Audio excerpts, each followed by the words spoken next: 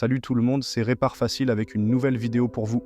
Dans la vidéo d'aujourd'hui, on va parler de iOS 18,5, la toute dernière version sur l'iPhone 16 Pro.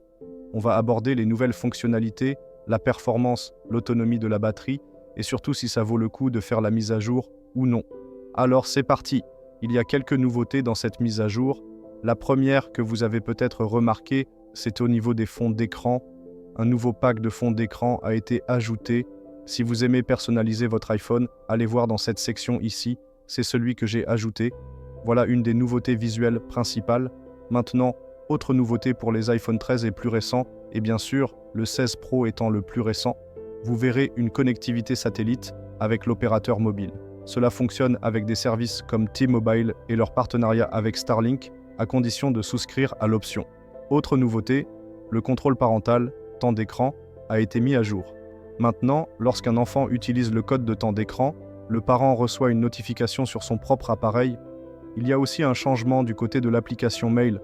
L'interface peut être légèrement personnalisée maintenant.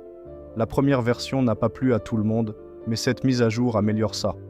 Parmi les autres petites corrections, si vous utilisez les Apple Vision Pro avec votre iPhone, il y avait un bug où l'écran devenait noir. Ce problème est maintenant corrigé.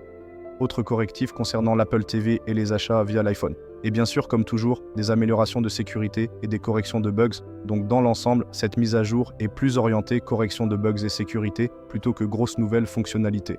Et maintenant, parlons de la performance. Alors, comment ça tourne sur cet iPhone 16 Pro? Il est sorti avec iOS 18.0 et fonctionne très bien avec cette 18,5. C'est une mise à jour mineure mais stable. Aucune application ne plante. Tout fonctionne comme prévu. Je n'ai constaté aucun problème majeur. Et c'est logique, car c'est avant tout une mise à jour de stabilité et sécurité. Côté batterie, encore une fois, tout est stable. Aucune surchauffe, pas de décharge rapide non plus. Le téléphone reste fluide et bien optimisé avec cette version.